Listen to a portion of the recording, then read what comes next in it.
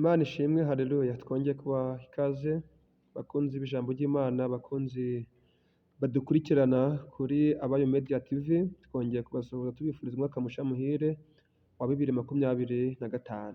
Uyu munsi Imana yaduhaye ijambo kugira ngo turisangirire hamwe, kandi ijambo Bibiliya iryita umutsima, ubundi ikaryita amazi cyangwa inkota.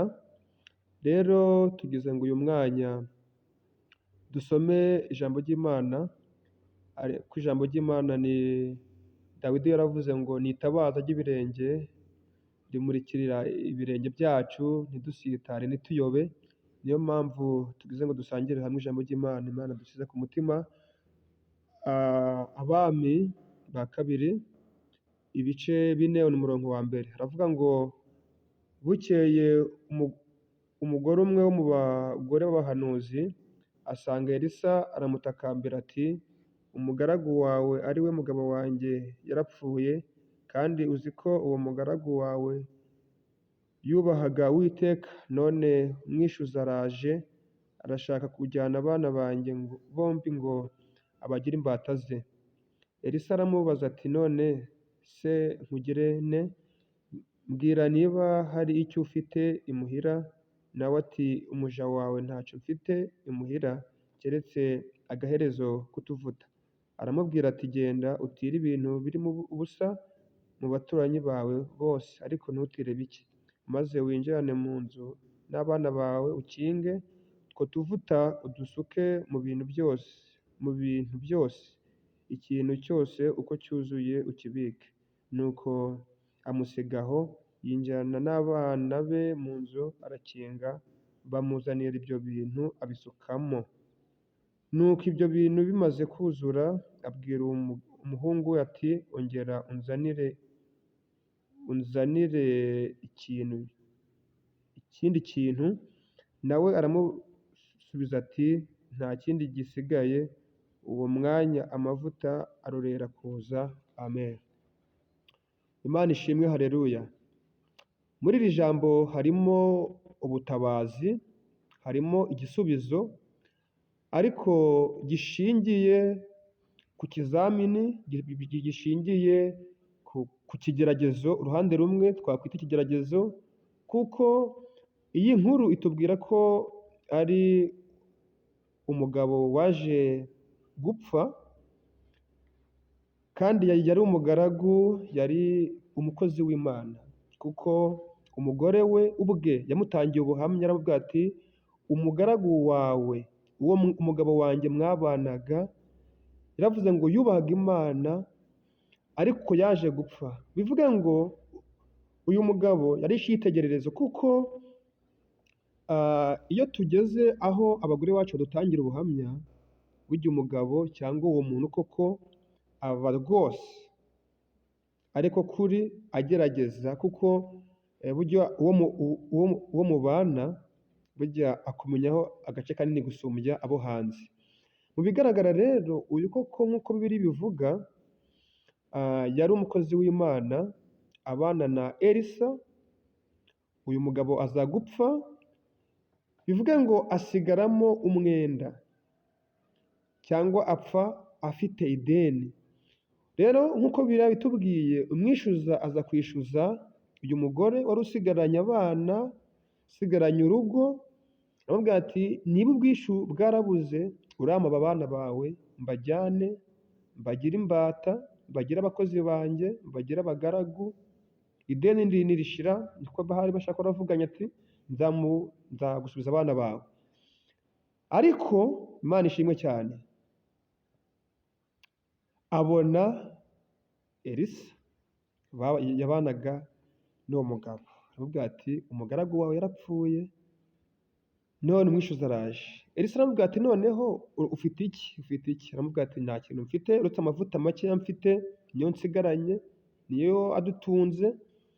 Aramubwira ati noneho niba ayo mavuta hari makeya, genda utire ibintu birimo ubusa, winjane mu nzu n'abana bawe ukinge, amavuta ugenda uyasuka ku ikintu cyuzuye cyose ukibike. Bivuge ngo hano harimo ikizami cyo kuba uyu mugore yagombaga kuba afitanye imibanire myiza n'abaturanyi, afite imibanire myiza muri karitsiye. Kuko yaramubwiye ngo genda utire mu baturanyi bawe, mu mudugudu utuyemo. Imana ishimwe. Rero abakirisito muri iyi minsi ngeze ngo bibwirijwe n'umwuka, nyobowe n'umwuka w'Imana, mbamenere ibanga cyangwa duhugurane, twigishanye nk'uko Bibiliya bivuga mu ndirimbo na Zaburi. Imana ntabwo ikoresha ibindi bintu, ikoresha abantu. Ndagusabye kugira ngo ugerageze ubane n'abantu bose amahoro mu rwawe ruhande. Imana ishimwe, kuko Imana ni urukundo.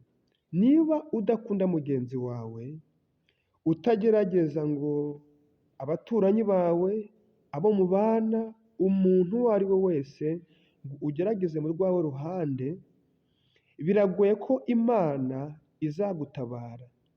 Imana itabara umuntu ikoresheje umuntu. Imana ishimwe, haleluya. Imana, ba bandi wita abanzi bawe, utegetswe kubakunda, kuko Imana niza kugusubiza, Imana niza kukugirira neza, izakoresha wa wundi ushobora kuba warashyize ku ruhande. Hari igihe abantu tubashyira ku ruhande tukabavana mu buzima bwacu, kandi aribo bazatubera ikiraro cyo kubona ibisubizo byacu, aribo Imana izakoresha kugira ngo Imana idutabare. Ndagukanguye, ndagusabiye Imana kugira ngo ba bantu washyize ku ruhande, ba bantu utakivugisha, ba bantu ushobora kuba warakuye mu bitekerezo byawe, ongera uce bugufi, ongera usabe imbabazi, ongera ushake umubano, ongera ushake uko mwakwiyunga. Kuko Imana hari itegeko rivuga mu mategeko Imana yahaye abantu kugira ngo tuyagendereho, rivuga ngo kunda mugenzi wawe nk'uko wikunda.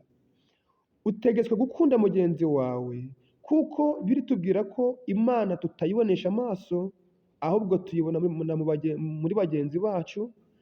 Imana buriya kudakunda mugenzi wawe ni ikosa rikomeye.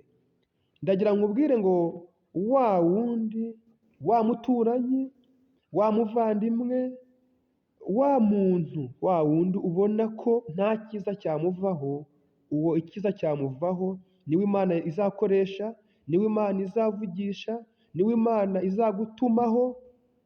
Bantu mufite amasezerano, bantu mwavuganye n'Imana, Imana ntabwo izakoresha ishaka gukoresha umuyaga mu bundi buryo, yakoresha umukungugu mu bundi buryo, ariko uzakenera umuntu kugira ngo ugere ku cyo Imana yavuganye nawe. Isubireho, wongere gerageza, kuko Imana nicyo igushakaho, nicyo Imana itwifuzaho, ko dukwiye kubana n'abantu. Kuko uyu mugore byari kumugora kugira ngo abone ubutabazi. Iyo aba atarabanye neza n'abaturanyi, byashobokaga ko ajyayo bakamubwira ngo ntabihari, amavuta yari kuba makeya. Ibaziza kuba yarabanye n'abantu babiri gusa, n'abantu batatu gusa, abandi yarabiciyeho, abandi yarabiheniyeho, abandi yarabavuze nabi, abandi yarabigumuyeho. Cyari ikibazo gikomeye ko uyu mugore abona ubwishyu, ko uyu mugore abona amavuta amutunga. Ariko habonetse amavuta agurishwa, yishyura ideni, andi aramutunga. Nk'uko birivuga ko amavuta yabaye menshi, aragurisha, andi arasigarana aramutunga. Bakristo bene data, mbifurije kugira ngo mukomeze muhatane. Kujya mu bwami bw'Imana birasaba gutwarana, birasaba kumarana, birasaba gusiganwa.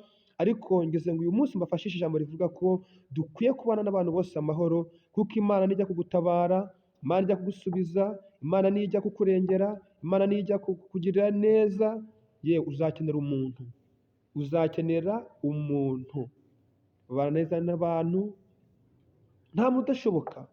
Wowe rwa ruhande shoboka, hanyuma na mugenzi wawe azashoboka. Tera intambwe uba uwa mbere, hanyuma nawe azakureberaho, nawe kubera atubwira ngo babonye imirimo yabo myiza baheraho guhimbaza Imana. Rero gerageza ntiwite kuri mugenzi wawe, waba urumuri kuri we, wabitabaza kuri we, wamubera urufunguzo rwo gukira umutima nawe ubwe. Murakoze cyane, ndabasengera ngo Imana y'amahoro ibashoboze, Imana y'amahoro ibabashishe.